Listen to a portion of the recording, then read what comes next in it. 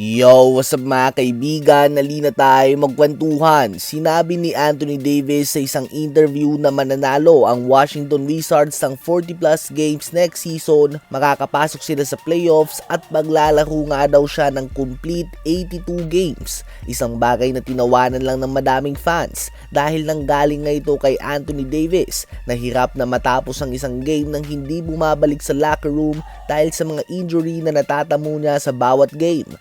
Last season nga ay 20 games lamang nilaro niya mga kaibigan. The season before that ay 51 games. Noong 2023-2024 NBA season ay naglaro siya ng solid 76 games. Subalit sa mga naunang taon ay naglaro lamang siya ng 56 games, 40 games, 36 games, 62 at 56. Sa 14 years na nga sa NBA ay hindi pa siya nakakapaglaro ng kahit isang season ng perfect 82 games. At sa 14 years din na ito ay 2 beses pa lamang siya nakakapaglaro ng higit sa 70 games. Kaya naman wala kang naniniwala kay AD nang sabihin niya maglalaro siya ng perfect 82 games ngayong season, lalo na't napakalapitin nga niya sa mga injury.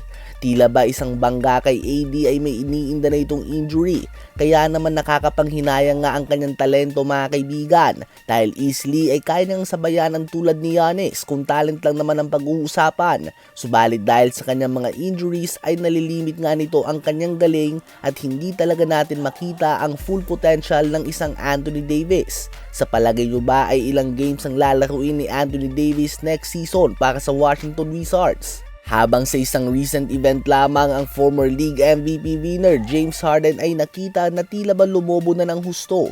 Ngayong off-season nga ay tila ba nagpahinga din nga ng kanyang mga workout si Harden. Kapansin-pansin ang nilaki nito at tinaas ng timbang. Wala naman duda na mananatiling magaling si Harden sa ganitong pangangatawan dahil hindi naman siya yung tipo ng player na umaasa sa kanyang bilis.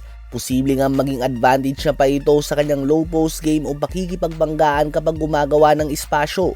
Subalit kapag ganito nga na out of shape siya at mataas ang timbang, lapitin nga ito ng injuries dahil excessive weight nga o bigat ang kinakarga ng lower part ng iyong katawan. Una nang apektado dito ay ang glutes and hamstring muscles.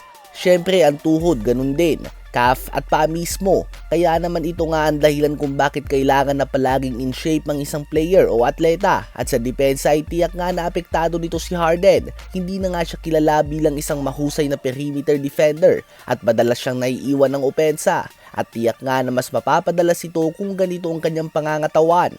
Ano ba masasabi nyo sa kasalukuyan na itsura ni James Harden ngayon?